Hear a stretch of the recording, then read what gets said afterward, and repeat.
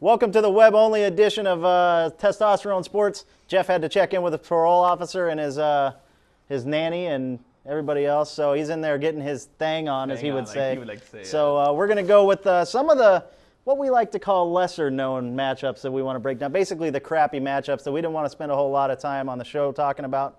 First of all, we're going to. Yeah, so. I got my boy Zach here. I forgot to give you the fist pound right there. So 2 playoff teams in the tough league. Jeff and Jesse. Well, they're not around. So 49ers at Miami. Let's start with that. First of all, Frank Gore, injured right now, questionable for this week. Miami, they run the Wildcat formation. They run all over everybody. Give me what you think about this game. Well, Frank Gore, he's going to be a game-time decision the way it looks right now. If he does play, he's going to be a solid play. And I actually think in this game, the Niners could be a sneaky team here and actually pull off the win in this game. I mean, Sean Hill, he's progressing a little bit as the season goes on. I know he's had a few starts under his belt now. He's getting the passing game going a little bit more, and with Bryant Johnson's catching a few more passes, and he looked really good last week. So I think they could be surprisingly good in this game. Fantasy purposes, I mean, odds are if you have any of these guys on your team, you're probably not playing right now anyway. But if you are, I mean, you're probably not going to roll with any of these guys. Maybe Frank Gore, if he plays or if he's cleared to play and be 100% healthy, he's definitely a guy you can roll with. But other than that, not anybody on the Niners. Maybe a defense, the Miami Dolphins defense might make a decent play, but the way Sean Hill's been playing lately, even at that, might not be a very good play. But you got to roll with Ronnie Brown, maybe Ricky Williams if you're looking for a flex or a third back to play. And then Chad Pennington could be a solid play in this game as well. And another guy to keep an eye on if you're really desperate or you're looking for number 3 guy in this game at receiver is David Best. He's been looking at him. He's been targeted 8 to 10 times the last 3 games. He's been getting a lot of receptions. And if he gets in the end zone, even better. Would you go Devon Best over Ted Ginn Jr. right now? Yeah, you would, because he's looking at him a lot more. I mean, if you've been watching any of their games, he's the first guy he's looking at when he's dropping back to pass, and he's catching 5-6 balls a game. He's been targeted quite a bit more. So. All right, there you have it. Devon Best from Zach right there from Miami. Sean Hill has thrown a touchdown in every start, thrown 2 in the last 3. So if you have Sean Hill for your late season push, I don't think he's going to perform that well against Miami, but we'll have to see. Next game we're going to cover Buffalo at the New York Jets. A couple of teams that started off hot. The Jets a couple of weeks ago, we had them at. A lot of people had them tabbed as Super Bowl contenders after they dismantled the Titans. Now they both struggled. 8-5 for the Jets, a 3-way tie for the division. Tell me your thoughts on this game. Well, the thing with the Jets is it's all around Brett Favre. He's up and down. He's like John Daly Golfy. He's up and down, up and down, up and down. You never know what you're going to get from the guy. I mean, a few weeks ago he's looking spectacular, and now he's had a couple down games. You could look for him to bounce back a little bit in this game. Buffalo does yield a lot of points through the air. And Buffalo's another team. I mean, they'll come out some game and they'll score, like they scored 54 points a few weeks ago. And they come back last week. They played the Niners where they scored 3 points in that game.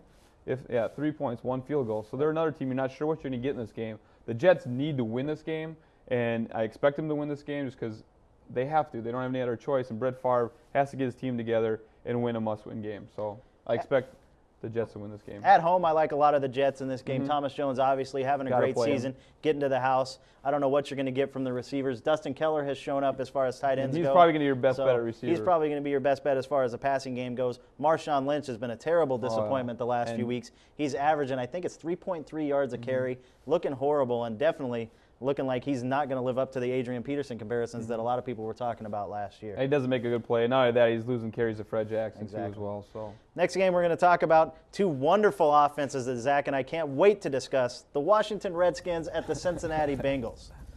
Ouch. Clinton Portis. He might be the only guy, and Chris Cooley. Probably the only 2 guys out of those 2 games. You'd think maybe Santana Moss, but he's another guy. You might get 15 yards. You might get 200. You never know. So your best bets are obviously going to be Clinton Portis. So I think he's going to have a really solid game. I mean, he rested the second half of last game. He blew up on his coach. They cleared the air.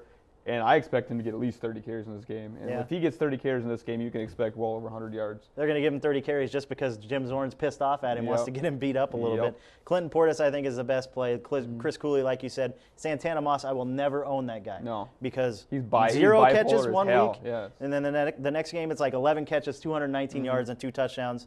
I swear to God, he's like my ex-wife. I don't know. So, anyways, next game we're going to talk about New England Patriots at the Oakland Raiders.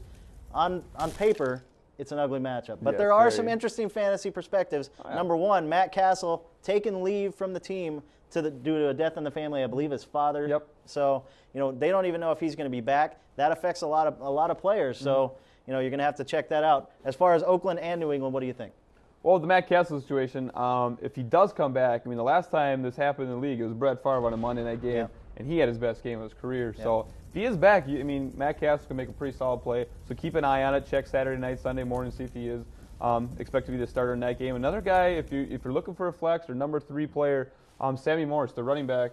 He was back I think he's played the last couple weeks, but last week he had I don't think it was an overly great game, but he did get in the end zone. And Oakland does yield a lot of yards on the ground. I think they're 28th in the league against the run. So Sammy Morris could be a really solid play in this game.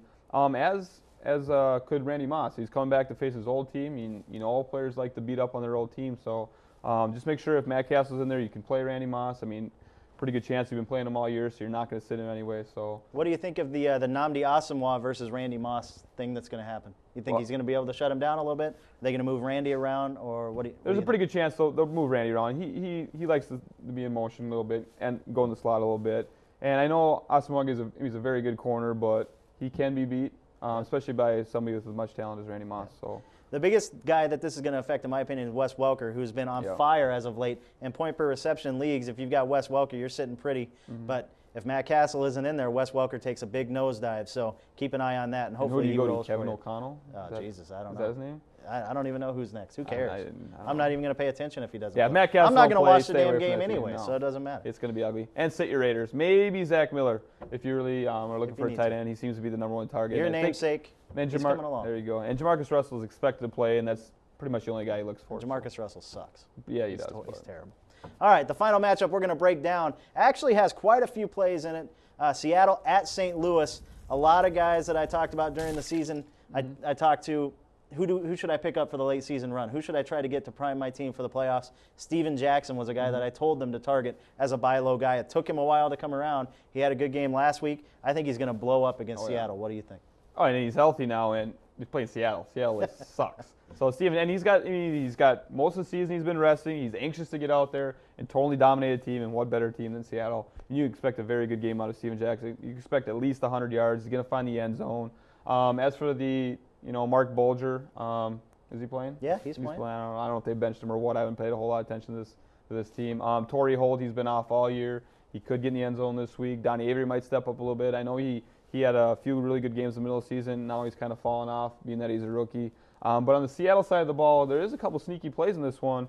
Maurice Morris is one. Yeah. He took over the starting role for Julius Jones, and now he's playing the St. Louis Rams, who are in the bottom 3 in run defense. Yeah. Their whole defense sucks regardless. I think Matt Hasselbeck's questionable. It doesn't really matter. Hasselbeck's likely out, so you're going to roll with Seneca Wallace. And John Carlson, he's had 2 really solid games in a row. He went over 100 yards 2 weeks ago. Last week, I think he had 60-something and a touchdown. Yep. And he continues to be the number 1 target. And then Deion Branch came back last week and he's finally healthy. And Seneca Wallace was looking at him. He had well over 100 yards. He had a touchdown. He could be another sneaky play if you're really desperate, if you're looking for a number 3 guy with a good matchup. Hopefully at this point your lineups are pretty much set. You've got the guys that you want to roll with, so you're not looking for a Deion Branch. You're not looking for a Seneca Wallace. You're not looking for a Maurice Morris.